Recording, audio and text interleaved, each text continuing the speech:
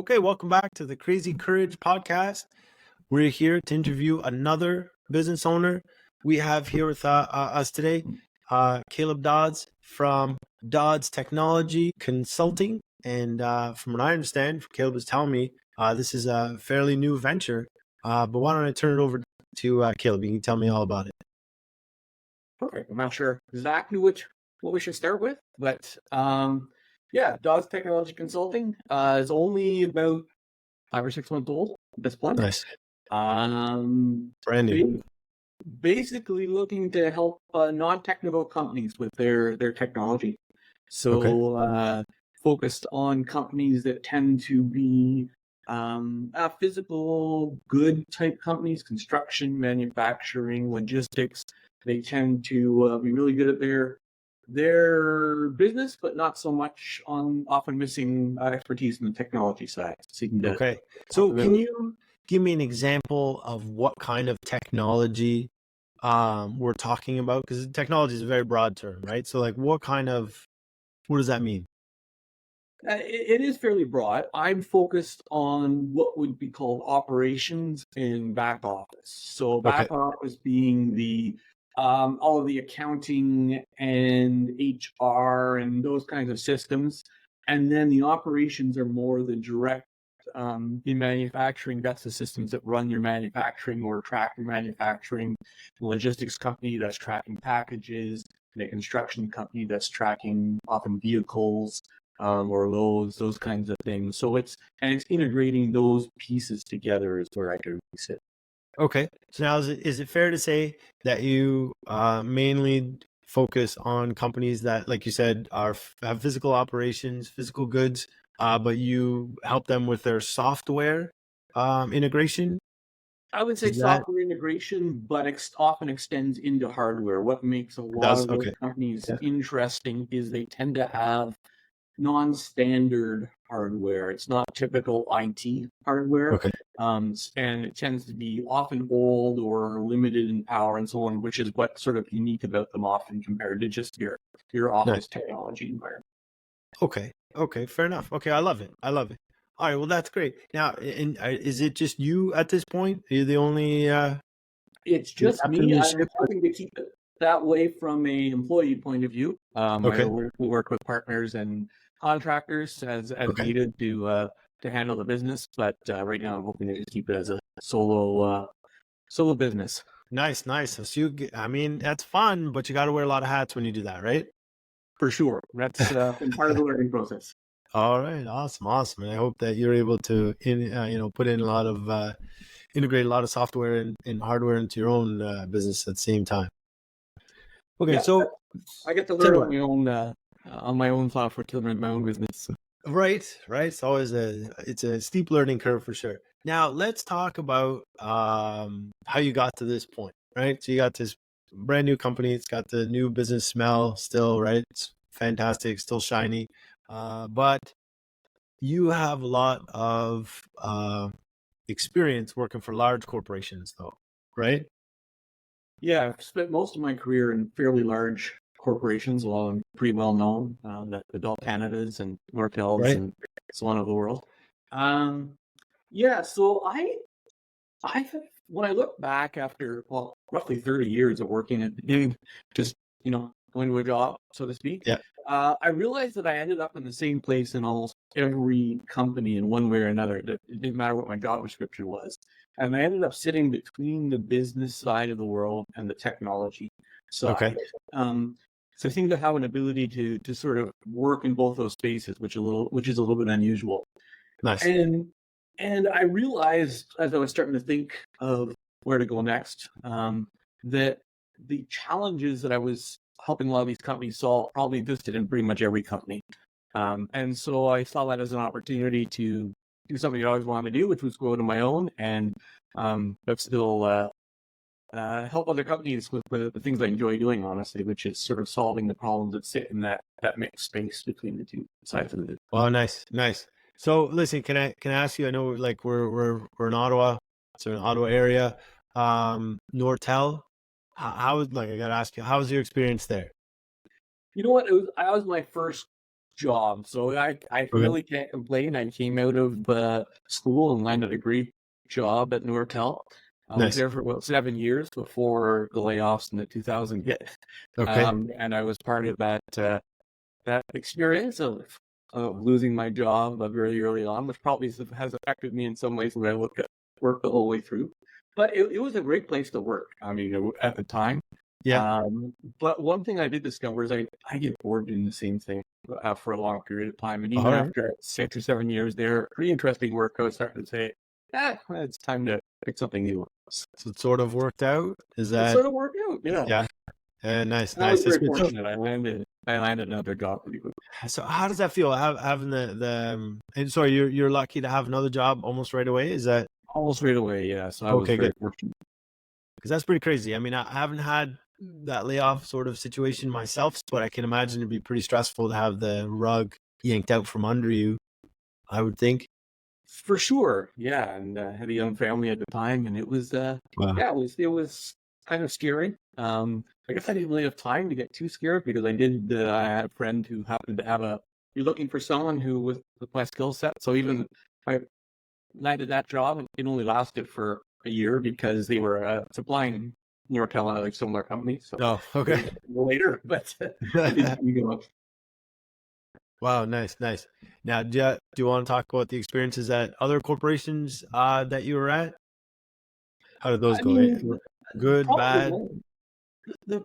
probably the more interesting one to talk about is Deloitte, which Deloitte? was Okay. quite different. Everyone assumes I'm an accountant when I mention I Yeah, work I'll at bet. Deloitte, I'll bet. Yeah. but I was there as an engineer, essentially consulting into companies, helping them with a tax credit that requires an engineering write-up.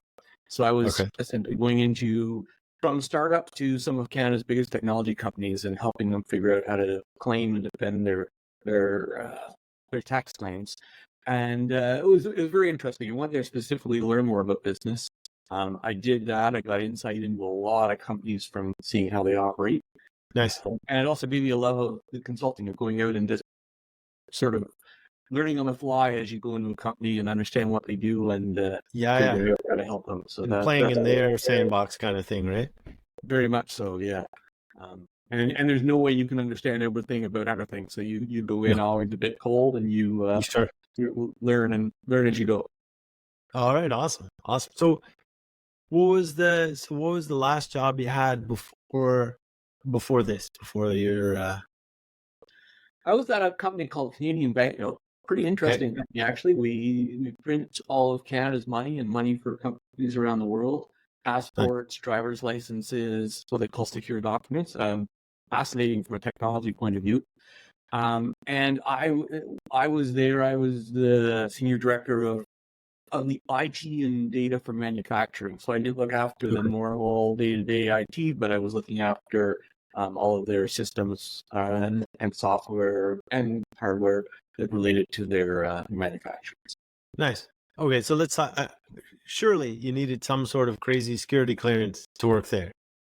We did. We have to have well, it's not the one that you have if you want to be CSIS, but sort of one below that. Not So far yeah, away. everyone has to have a security clearance.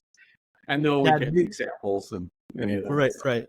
Yeah, I'll bet. I'll bet. Now, can you so do you still need that security clearance for what you're doing now?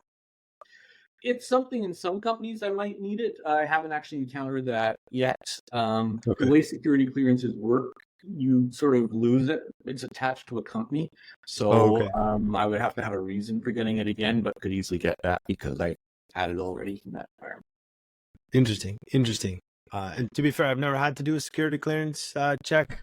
Knows hopefully I'd pass. You never know. I find out some skeletons in closet. No idea. But yeah, no, it's interesting. I didn't realize that it would follow you from a company. I thought sort of it would be something that you kind of achieve as sort of a certification, I guess. But that's not the case, right? It's not. It's not portable. No, I think they keep the results, so it's an easier process when you go back, but it is attached to the. I guess you need a reason for it, and that's attached to the company. All right. Well, good to know. If I ever need security clearance, I'll know. I'll have a little more insight. Cool. So you're at Canadian Bank now. Now, is it a same thing as everywhere else? Like you got a little bit bored and you're like, you know what? I just need to cut it loose, do my own thing.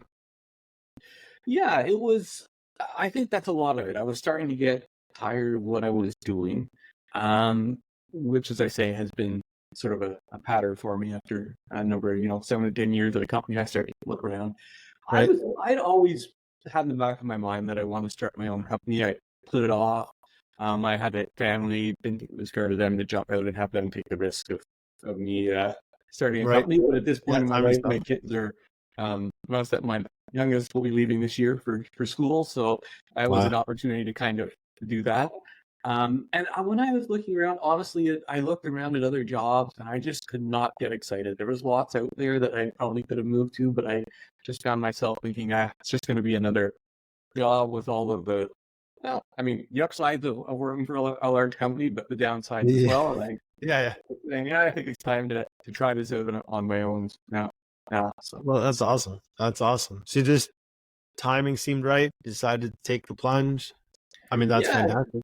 that's really what it was. My wife and I had always chatted that once kids were gone, there wasn't really a reason to be tied down to, 9 to 5, you know, work all the time. We want to have some Yep. flexibility. So this was kind of an opportunity. I did have, as I was looking around and starting to talk to people, I had a good opportunity come up as a first client. So that sort of drove the, well, I might as well do it now if I'm going to go because I have an opportunity to not starve while I'm getting the business going. So that was, So that opportunity, did that come up while you were still working for the other company? yeah, I was starting to look around and figure out what it would look like and how to make Okay. the leap. Yeah. Doing a lot of Yeah. networking to just understand whether the services I was thinking of offering had value in the market, and a lot of the research you need to do before you take the leap typically. And happened to hit on an opportunity with a friend actually that Okay. was a pretty good one. So that was sort of the incentive to go at that point in time, I guess. Nice. It's all about who you know, I guess, right? Have a Pretty good much. network. Well, that's great. I mean, that's great that you're able to the stars aligned, I guess, the timing of what's going on in your family, and then the friend that had the opportunity. It sounds like it was meant to be. So that's great. Now, did it work out for you, this client? It's worked well. It's ongoing. Okay. It's been I think your first client is always a learning experience, and it Oh, for certainly sure. For has sure. been a learning experience for me. Lots Yeah. of things Yeah. would probably do differently the next time, but yeah, Of certainly it's course. ongoing and it's working well. So I That's can't all the complain. fun stuff of, now I got to invoice, I got to figure out bank accounts and doing, it's Yeah. all that fun stuff, right? And taxes and yeah. That's a good time. Now, do you only have the one client at the moment? I have a couple at this You point, have a couple, okay. so a couple that are keeping me busy, but now in the process of really trying to figure out how I get the next one. Right. Okay. So the first ones may have come a little bit easier. Now we got to get you out there to maybe find another couple opportunities. That's right. Yeah, I think that's been one of the, I think, learnings has been that finding those next ones are more challenging than I thought they might be. But Okay. And still, and an you look, ongoing and process. usually, I mean, you're doing well because usually the first one's the hard one, right? Yeah, To actually have someone take a chance on you the first time around, that's difficult. Now, at least, if you're trying to find other clients, well, no problem. I've already got a couple these experiences under my belt. I can, it's much smoother and you can sell it a lot better. So it's just a matter of connecting with the right people, I guess, at this point. yeah. I think it's in some ways it's an exercise of numbers of just getting in front of enough people and Right. learning at the same time how to sell, which is something I think Now, is is an that new for ongoing. you, learning how to sell? It is. I've done some marketing and sales in the past, but always in Okay. the context of, having people around me to help me out with that. So, Fair. sort of a Fair. part of a company. So this is now I'm on my own. So yeah, it's been a learning experience for sure. Right. Another one of those hats you have to wear, the marketing and sales, right? That, those are also a steep learning curve, right? For sure. Yeah.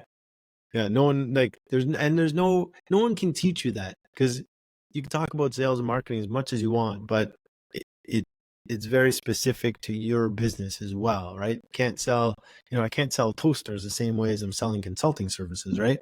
So it's Yeah, I agree. It's specific to the business, and I think it's specific in many ways to your personality and so on too. sure, What would work for some people or for me, and vice versa. of course, right? And when you want to market yourself to the clients that you want based on how you like to work and do things. And I think that's kind of a challenge too for a lot of people starting out. That's usually a challenge because those first couple clients that you get, not for you because it sounds like you've had some great opportunities, but for most people, finding those first clients is a challenge. And you find those clients, and it turns out they might not be the best clients because you were just maybe a little bit anxious or desperate to get those first clients, just to be able to work, just to be able to make it happen. And then it turns out those clients maybe weren't the best fit, but then you do find out what would be a good fit.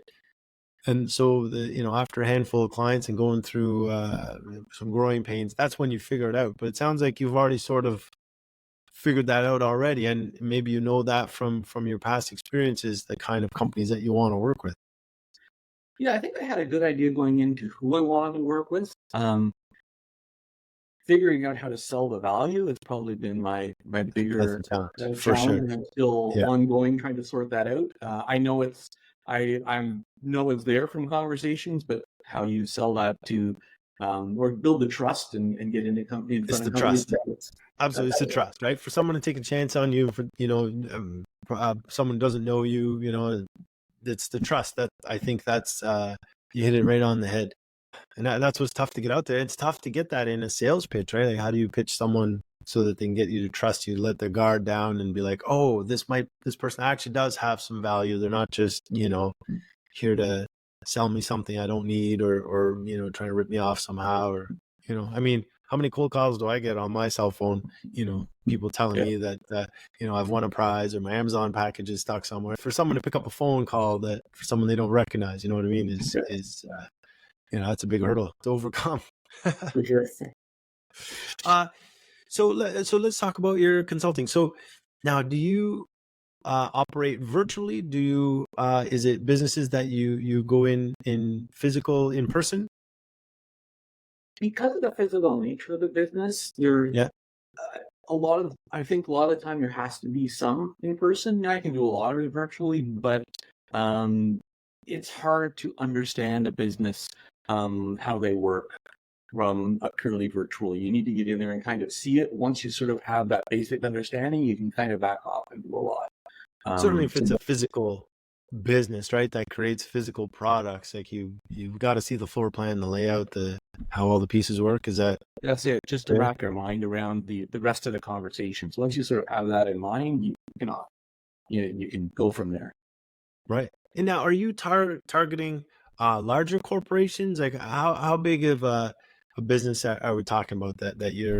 What's your ideal client, I guess? Where's that sweet spot? The ideal client is someone is a medium. I'd call them a medium-sized business. Typically, a client that's going through a level of change. So the big ones, they've got other competition. My competition is some of the other real big consulting companies, and they're focused on the real big companies. So there's no point in me fighting that. And as well, I probably and service a very large corporation by myself. Right. So I'm sort of staying away from those. But there's a set of companies that aren't big enough to sort of have. It's often a CIO, a chief information officer, or a chief technology officer. They're too small for that. They sort of, I jokingly say they started off and some guy said, yeah, I know Excel, and they said, okay, you're IT. And you kind of stuck there as the company grows. And it gets to a point, right, where they're saying, great job, but we need someone with a bit more, we've got some bigger questions we need to answer. For sure. And that's where I sort of fit, is whatever that, and it may be bigger than that, they may have a team, but they're sort of hitting the limits to what they can do internally, but they don't necessarily need to hire someone as a full-time, high-level person in the company to answer these questions. It's more of we just in a situation we need it. So often that's a growth spurt, or company gets bought, or changing from going from a parent to a child who's looking at, growing a business, making changes. Those are often what would drive someone Okay. to look at this. It can just be company looking at it and saying, "Hey, we're falling behind from a technology point of view. We want to take a look, see what's going next."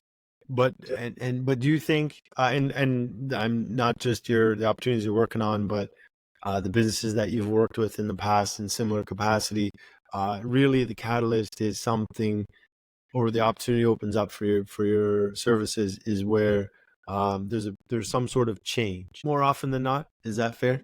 Yeah, that would probably be the biggest driver.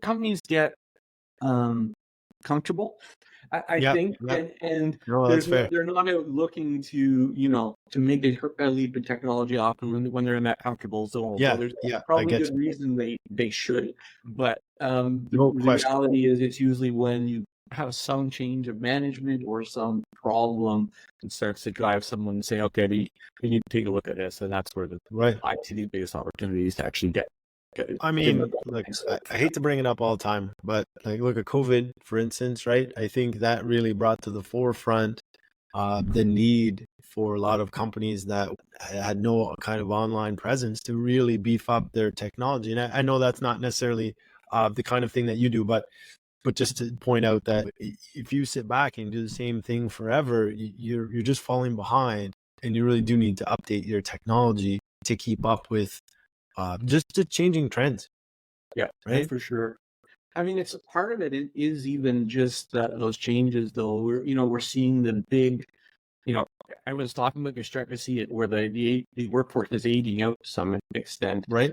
and so you've got a lot of experience that leaves that's Yes. in people's heads, and you also just don't have the same number of people coming in. So to do the same work, you have to look at that same amount done. You have to look at how you sort of become more productive, and often Right. Right. that's what can drive this as well too. Is how do we do more with less, and how do we encode some of what that person spent 40 years learning, so that we don't That's need the the guy with worst. 40 years experience to actually do it. We can. Oh, that drain of the experience is terrible right now. I think it's in almost every industry we're seeing it. You're right. I think that's a big thing. And yeah, these people leave, and they just automatically knew how to do all these things. And now some people are coming up that only have maybe a few years of experience, and they're like, I don't know how to do this stuff. Give me some software. Yeah. Help me out. Now, Yeah. do you deal with AI at all? Is that a thing in your Everyone is vocabulary? asking the question, and I Yeah. wish I had Well, the perfect answer for it. Um, I'm still, there's certainly AI. I would not, call myself an AI doter or anything. There's huge opportunity for AI. Um, Big businesses can dump the money to really take sure. advantage of it at this point.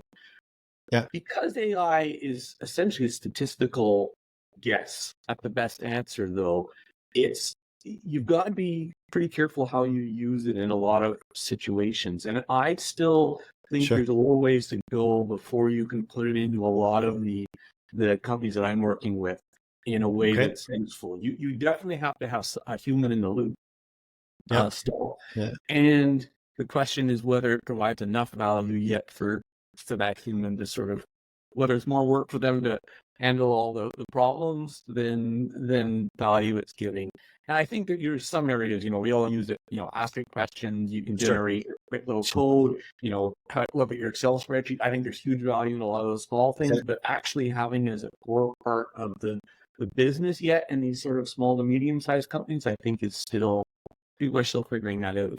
For I don't sure. think Yeah, and yeah. I mean, I think it makes sense for what you're saying based on the businesses that you work in. Like it'd be very challenging to integrate any kind of AI into medium-sized corporation. Like unless you're building out your own custom AI, I don't see how it could be done. But now, okay, in your day-to-day, as you're doing the work, do you use AI yourself?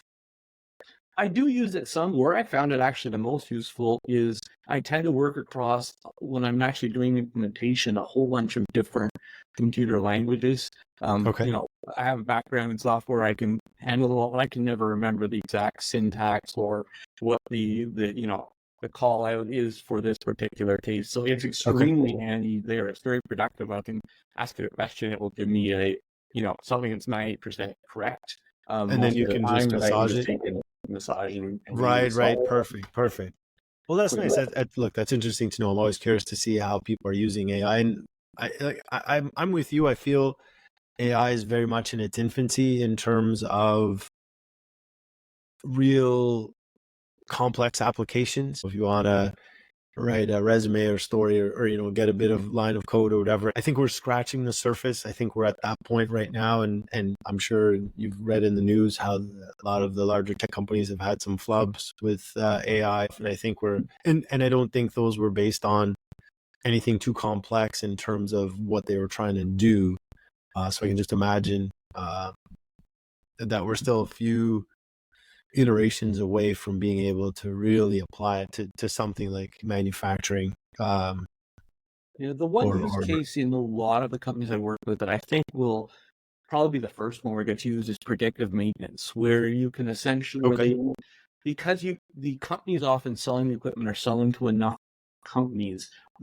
A medium-sized company by itself doesn't have enough data, but a lot no, of their vendors, the if they vendors, yeah, spoke with all their clients, can start to create some pretty interesting algorithms looking at, when is something likely to break down based on certain symptoms they can see and so on. So I think that would probably be one of the first ones. no, that's interesting. The vehicle manufacturers are saying, hey, you need to get your oil changed, every so often. Paint every car with the same brush or whatever. I think, like you said, the more data that you get, the more you'll be able to come up with something more accurate in terms of let's maintain this part so that we're really on top of it 6 months before it breaks down or the expected decay or decline or wear or whatever. I'm with you. Yeah, for your clients, it sounds like that would be a good place to start for them. For sure, I expect, you have any kind of manufacturing maintenance is a huge component for sure. Yeah. Is that something that you would look to get into in terms of a service that you offer, some sort of maintenance, preventative software?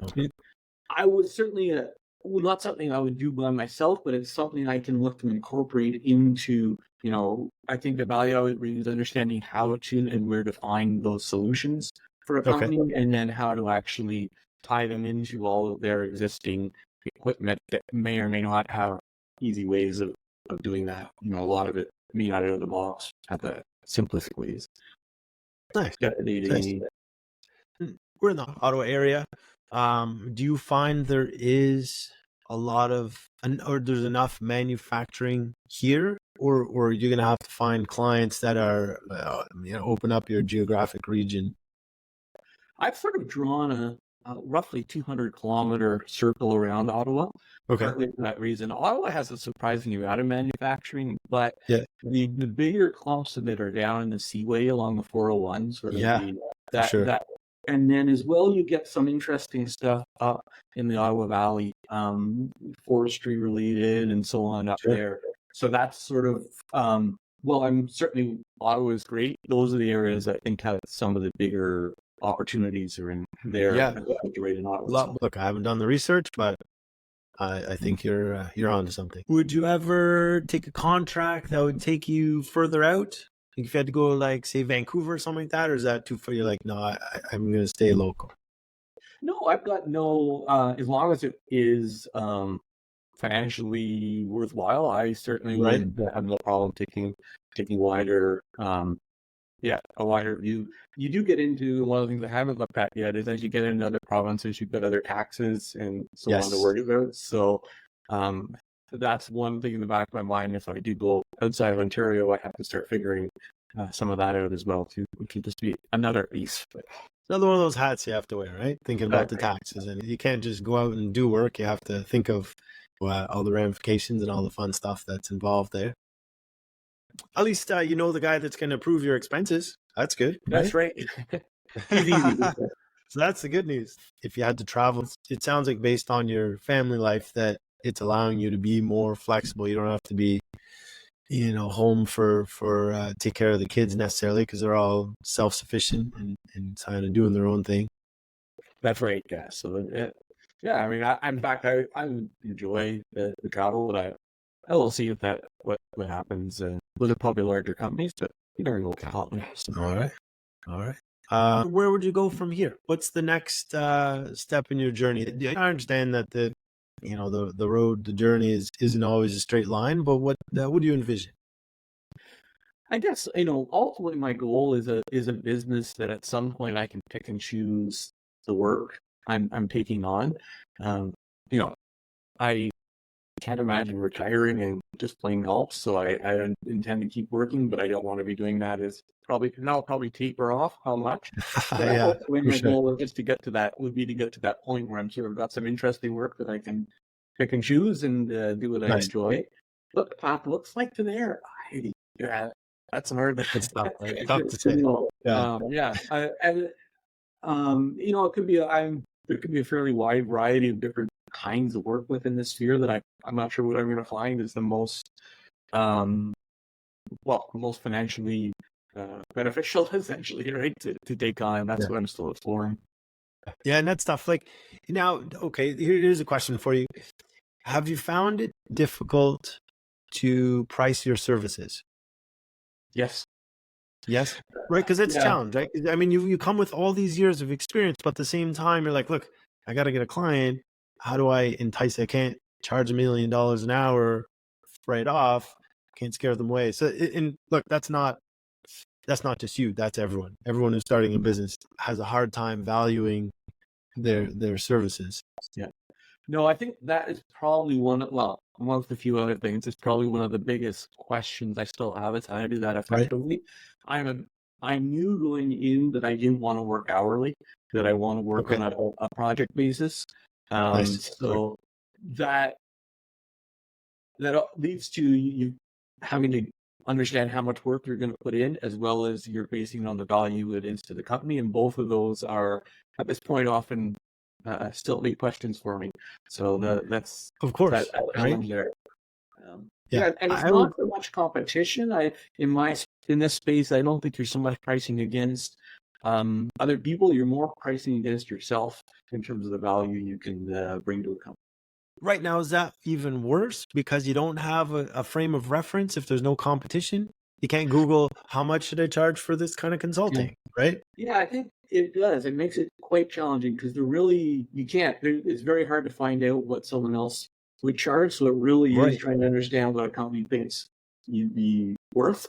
And then figuring out how to, do it in an amount of time that makes that worthwhile. So I find that still a very challenging process to figure. I'll bet. And for sure, anytime I've spoken to any business owners, certainly when they're first starting out is really, and the worst thing, it's not the worst thing, but I guess the thing that happens more commonly is that you undervalue your services just so you can get those first couple clients. And then I've spoken to a few people and they've always walked away from some kind of negotiation like, oh, I could have charged so much more, right? Yeah. And so they always undercut them. I mean, but it's a learning curve. You do want to get that client. You do want to figure out what works and what doesn't. I'm always talking to people and we always talk it out about how it's okay that you went a little lower in the first time around just because it's going to be a little rough in terms of the whole process anyway. So that's okay, and to charge more next time.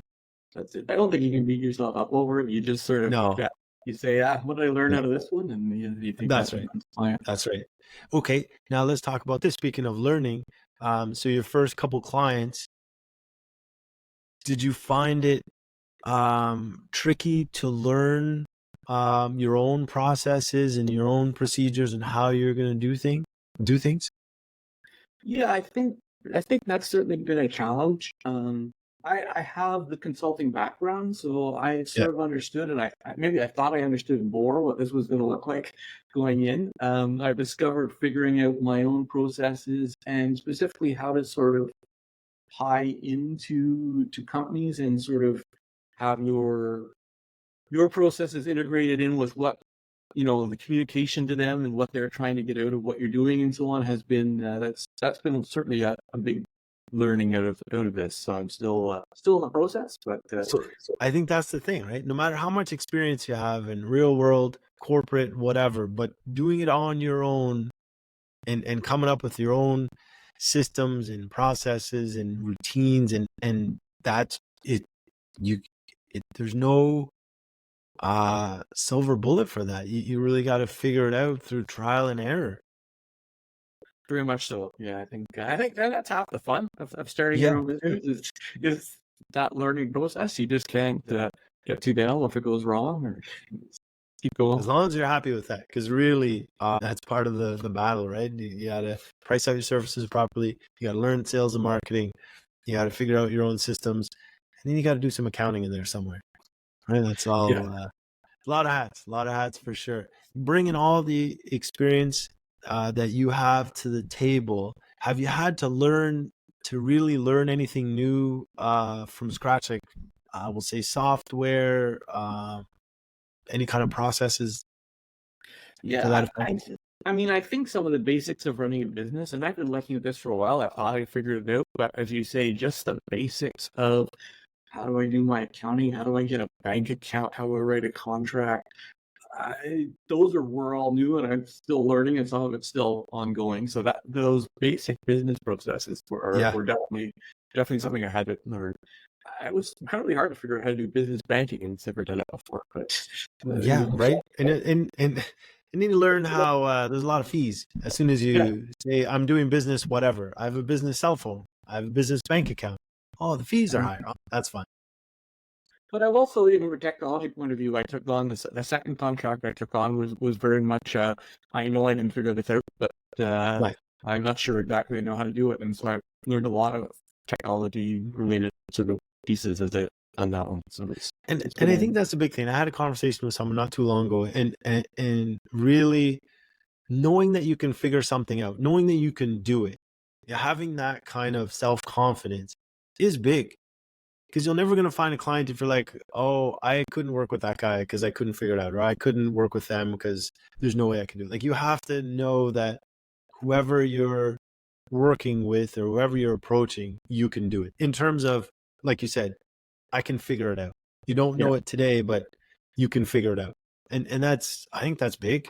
I think that's part of uh, the consulting. I don't know. It's not really maybe consulting, but maybe solo business perspective is you have to be able to present that view of yes, I can do this, and Yeah. in the back of your mind, no, well, I know I can, Yeah. just not quite sure how, which is kind of Yeah, fun. no, I'll figure it out. You just say yes, and you figure out how to do it later, right? That's the key. I mean, look, obviously you don't want to sell services that you couldn't figure out. I think we understand that it's things that you already know. You can figure out how to do it based on the situation. Yeah, yeah. I wouldn't want to say, yeah, I wouldn't want to imply that you're going in knowing nothing. That there's always Right? those I up. don't want you don't want to tell. Yeah, sure, no problem. I could ride a unicycle, no problem. I've never done it. I don't know anything about it. I've never even watched a video. Couldn't tell you. So those kind of things may be different, but in terms of, if you're basing it on your experience and things you've done before, that's probably more reasonable in terms of Yes. expectations and reality. We've got a nice, pretty website that I was looking at, so that's really nice. Did you do that yourself?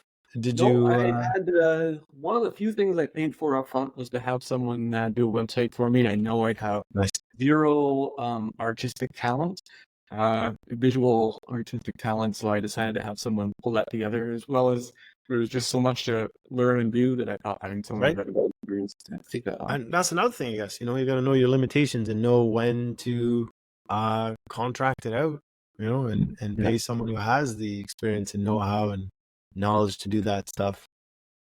There you go. There's the other lesson. yeah, for sure. That's awesome. I love that you have so much experience. I love that you have a plan going forward. I love that you got clients fairly easily. I mean, I know obviously I don't want to dumb it down and make it sound like it's easy, because certainly I never think that. Starting your own business and lying awake at night thinking about your business and hoping that everything will work out, I know that's challenging, and that's can cause some anxiety for sure. But I love to hear that things are going well, and that you took a leap, and it's going in the right direction. So I think that's great. I love No, it. for sure. You kind of waffle between terrified and the enjoyment of doing it. So I think you go back Right? and forth. Yeah, yeah, yeah. Part of And it. are you at a point yet where you can enjoy it enough and kind of embrace the work? And like you said, you want to find those clients and the work that you want to do. Are you kind of approaching that point?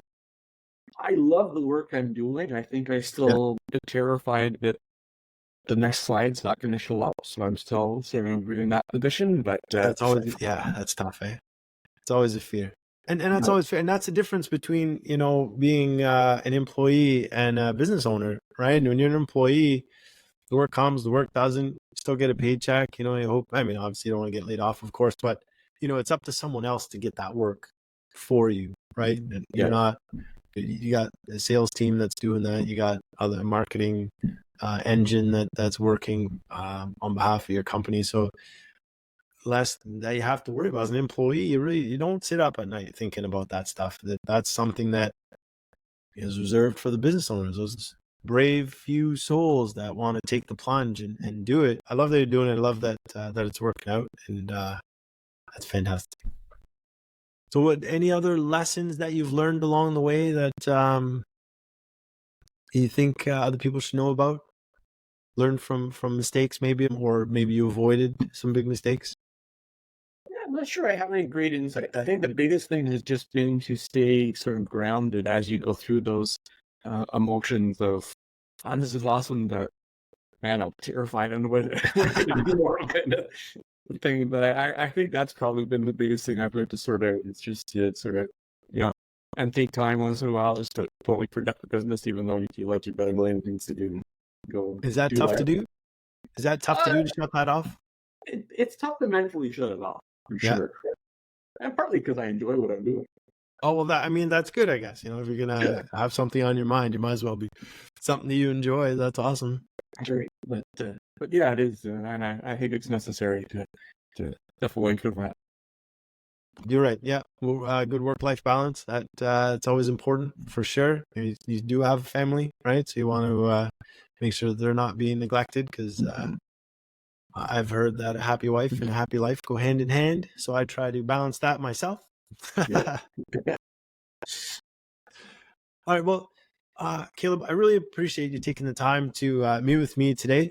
And I can't wait to see what you're doing next in the future. I can't wait to hear how you got some new clients, and I feel like it's all going to work out for you. You really got a good momentum going.